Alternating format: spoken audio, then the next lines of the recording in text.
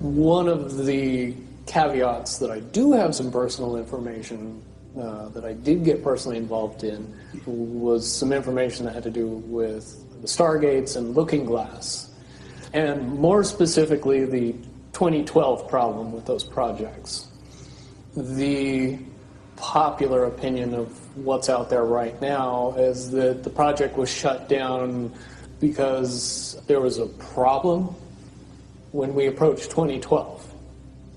I've heard it described a number of ways, but to my knowledge, the problem is that the timelines converge on that point in time.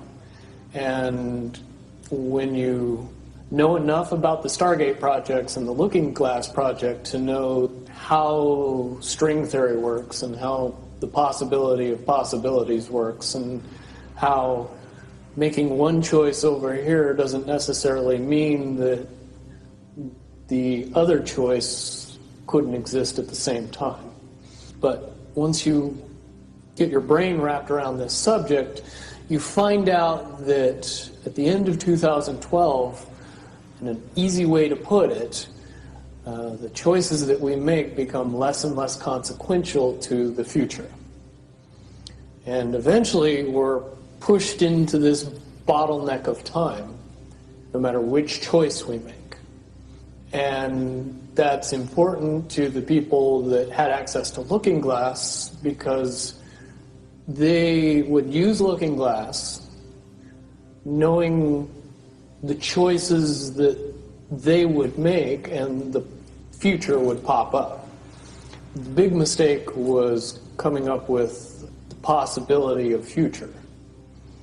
And when we started using a computer to say, well, if we make this choice, it's 79% possible that this scenario happens, and 23% are possible, or whatever, I'm using round numbers, that this scenario would happen. The understanding at the time was that was realistic. However, if you go down the road further and free will continues to exercise itself on this game, that 79% possibility sometimes changes very, very fast. But if you look at the situation in a point of time, it seems very realistic that that's the greatest possibility. What happened was people, very smart people, began to figure out that something big was coming up. Something that made it so all the possibilities of all the future scenarios of any choice, any possibility that was fed in and observed through the Looking Glass inherently ended up in the same future. And no decision, no possibility changed past a certain point. That's the big secret. All possible timelines lead to the same basic set of history in the future. That is what sends everybody that has all of the information, that knows everything, into a blind panic.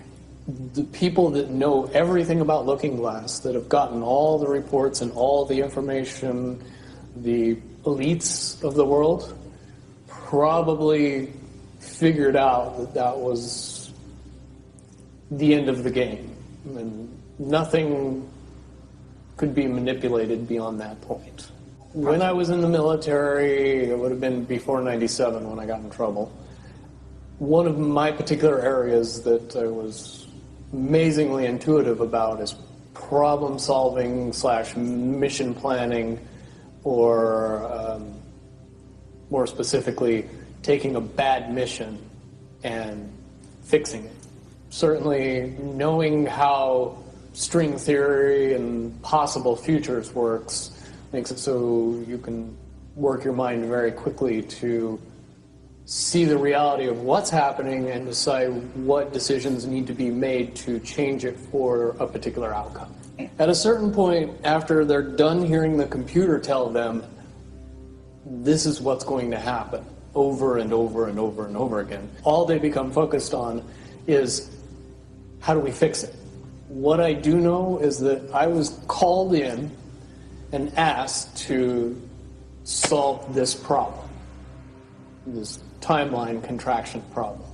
And I eventually did my due diligence and did all the investigating and basically only had one piece of information, and that was reinforcement. The computer's right.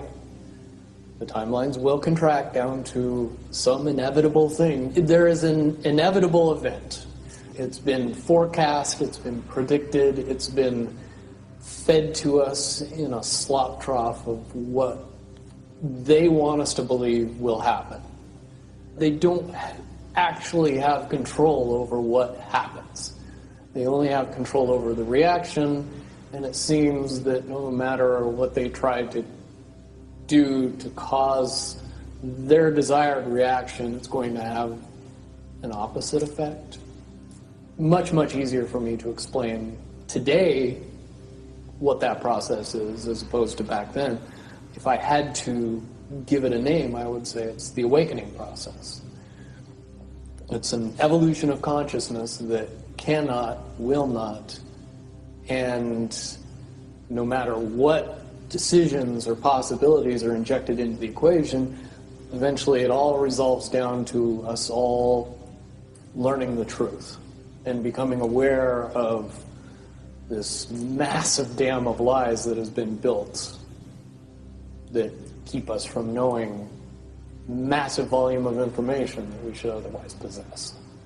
Essentially what happened with Looking Glass, not only did they not want people to use it anymore because they knew it was just going to burp out the same thing, but at the same time they didn't want anybody else to know what it was saying, I'm sure. Because that information was a monumental concern when I was in the military about how to prevent this inevitability. Now, at first I thought it was end of the world. Now I see end of the world as end of their world. The biggest cherry on top of all this conversation would be a synopsis to say that if I could convince everybody out there that for all intents and purposes, what we believe to be true eventually becomes true. If somebody convinces us that a major disaster is going to happen in the very near future, a major disaster happens in the very near future.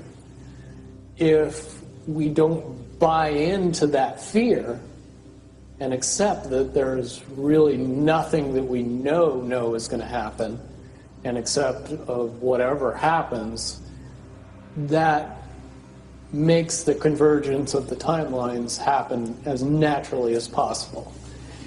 Any attempts to try to go away from this one inevitable conclusion, I again see as a new beginning, an end of this reality, the beginning of something that we can't even possibly understand based on the level of our beliefs currently.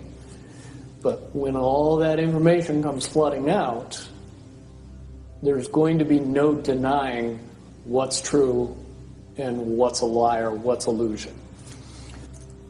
Basically what we're experiencing right now is two master chess players sitting at the board. And one of them looks down at the board and sees that he's in checkmate in 7 moves. And he looks across at his opponent and he knows that his opponent sees it too. So there's no getting out of it. So at this point, the loser can only prolong the game. Both players know the game is over. It's only a matter of time before he does this, and then you're forced to do this, and then he's forced to do this, and eventually checkmate. We, as a race, if we could understand that the game is over, that based on the rules of the game, the bad guys have already lost, the good guys have already won.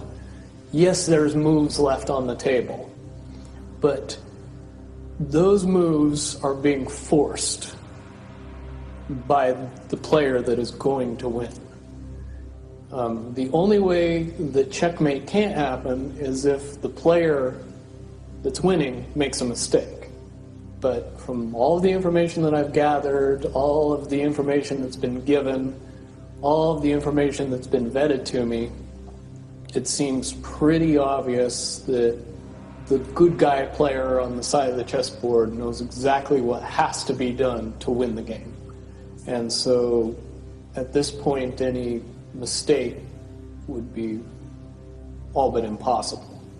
But again, you really have to understand the game to know that the guy that's losing is lost. And I'm sure most people sitting watching a chess match between two advanced chess players know the game's over long after the two players know it's over. Because they can't see the board and see that there's only 7 moves left.